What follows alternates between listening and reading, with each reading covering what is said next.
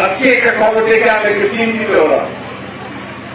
খবরটা দেখলাম যে বাংলাদেশের যে উপদেষ্টা, বৈদেশিক উপদেষ্টা তহিদ সাহেব, তিনি বলছেন যে আরাকানদের সঙ্গে যোগাযোগের জন্য আমরা একটা হিউম্যানিটেরিয়ান প্যাসেজ, মানবিক একটা প্যাসেজ আমরা আরাকানে দিতে দিচ্ছি। কঠিন কথাটা বোঝানো মুশকিল হচ্ছে আমার। অর্থাৎ ওখানে যাওয়া যায় না তো। এখন আমাদের বাংলাদেশের এই যে চিটাগাং দিকে যদি যাওয়া যায় তাহলে যাওয়া যাবে, গিয়ে ওই দেশে ওখানে যাওয়া যাবে, যোগাযোগ করা যাবে। এখন এই যোগাযোগ করার জন্য তারা এখানে একটা হিউম্যানিটেরিয়ান প্যাসেজ দিচ্ছে। কেমন ব্যাপারটা কি বুঝায় বলে একটু, গাজাতে যুদ্ধ হচ্ছে না, গাজাতে খালি বোমা ফেলতেছে তো আপনার ইসরায়েল, তাই না? ওই দেশে কাউ যাওয়া পারে না।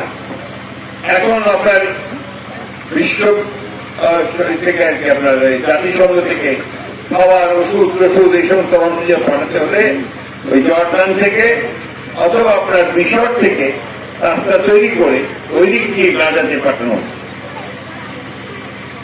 ভালো কথা, এটা মানবিক দরকার আছে।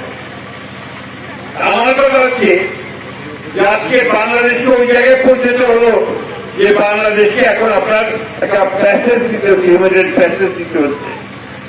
অনেক বড় সিদ্ধান্ত। এই সিদ্ধান্তের সঙ্গে আমাদের স্বাধীনতা, সার্বভৌমত্ব এবং ভবিষ্যতে এই অঞ্চলের শান্তি স্থিতিশীলতা জড়িত আছে। সরকারের উচিত ছিল, দায়িত্ব ছিল এই বিষয়টা নিয়ে সমস্ত রাজনৈতিক দলগুলোর সঙ্গে কথা বলা। এইটা কথা না বলে তারা এককভাবে সিদ্ধান্ত নিয়ে আজকে এই হিউম্যানিটেরিয়ান প্যাসেজ বলে তারা জায়গা দিচ্ছে। আমাদের মানুষকে সাহায্য করার ব্যাপারে কোন আপত্তি নাই, জাতিসংঘ উদ্যোগ নিয়ে তাকে সাহায্য করার ব্যাপারে আপত্তি নাই। এটা হতে হবে সমস্ত মানুষের সমর্থনে। আমরা আরেকটা গাজায় পরিণত হতে চাই না, আমরা আরেকটা যুদ্ধের মধ্যে জড়াতে চাই না।